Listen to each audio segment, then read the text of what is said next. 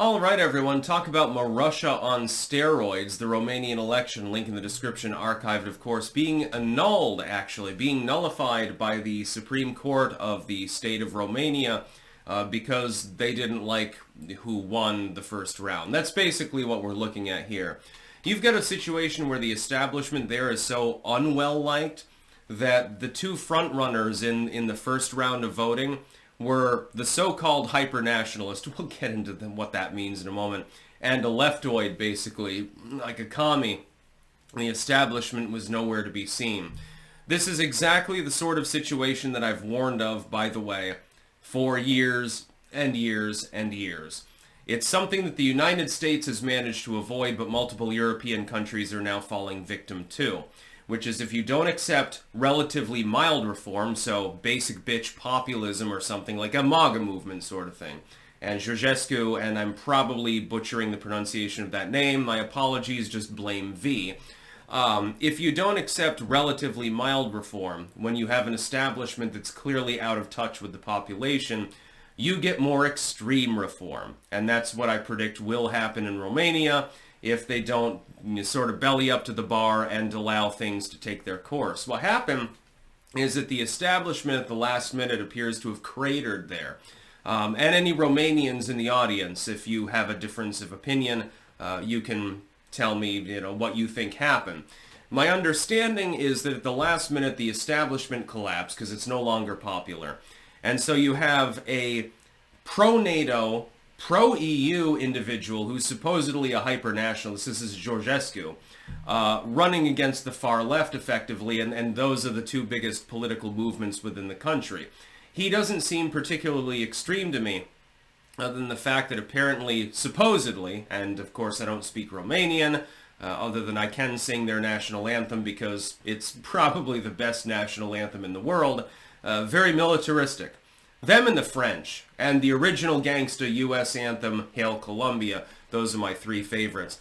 Other than that, though, I don't really speak Romanian, so I don't exactly 100% know what's going on. So Romanians out there, please, help us sticks out. But my understanding is basically that polling for the establishment, like, basically the equivalent of the Uniparty, effectively cratered at the last minute. And all of a sudden, Georgescu manages to clinch first place in the first round of polling, which means that in the runoff, basically, the Romanian people would be choosing between someone who is labeled as a hyper-nationalist, although, again, he doesn't appear to be so, and a fucking communist. This makes perfect sense, by the way. You're seeing the splitting of people in Europe between those that are more nationalistic and those that are more globalistic. And the economic factor is secondary in these cases. A lot of it has to do with migrants and things like that.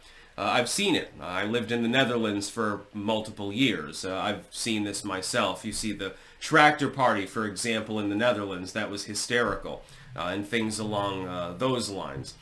I think that Georgescu, the reason why they're trying to cock-block him, they're claiming Russian interference. Like, oh, he had a TikTok account, and all of a sudden he got all of this extra engagement. Could it be that the individual simply became more, they had more notoriety and people were piling on their channel? Because that's usually the way that algorithms work. People are looking up, Georgescu or something like that, and so they're going to pile on his channels. That makes perfect sense from a content creation standpoint. They claim it was Russians. It's Russians all the fucking way down. And we've seen this over and over and over again. Whenever a Western country experiences some sort of political tumult of some sort of turmoil related to its political system, because the establishment isn't working, people are taxed too much, there's inflation, whatever the hell it happens to be, the Russians are blamed when some other political party comes in. It doesn't seem at this point to matter whether they're left or right wing, by the way. Georgescu sounds like he's more of like the Romanian Donald Trump more than anything else, other than his shtick about the moon landing, which I happen to personally disagree with. Beyond that, other than a couple of basic bitch conspiracy theories that 20-30% of the population believes in anyway, I can't see anything particularly extreme there. Hey, we don't want to continue endlessly funding the Ukrainians. It's not necessary. We like NATO, but we're not interested in spending money on this particular proxy war project. How is that extreme? It makes perfect sense. You look at the left in Romania. I mean, haven't you suffered under a number of left-wing dictators over time in your country? It makes perfect sense to elect somebody who's more nationalistic. And, bless the people of Romania. Yeah, you had Vlad the Impaler at one point. You literally defended all of Europe against invasion by Islamofascists. I'm sorry, but I have a soft spot for the people of Romania and would love to visit the country. Other than V. I'm going to visit him, but I'm still going to blame him for everything that's going wrong there. This is a perennial joke, by the way. I'm just joking. But the more Russia sort of thing doesn't really make sense.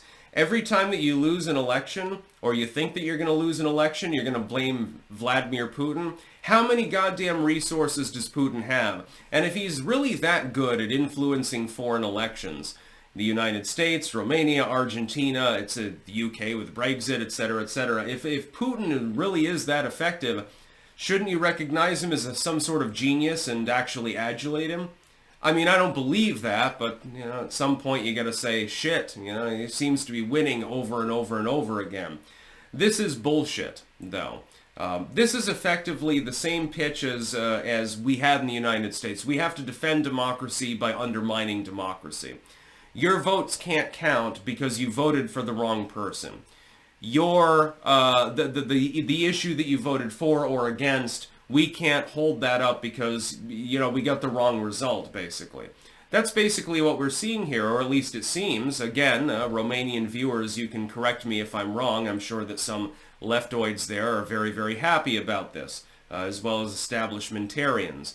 But it looks like a significant proportion of the population wants to effectively have a more nationalistic Romania. So it'd be pro-EU, it'd be pro-NATO.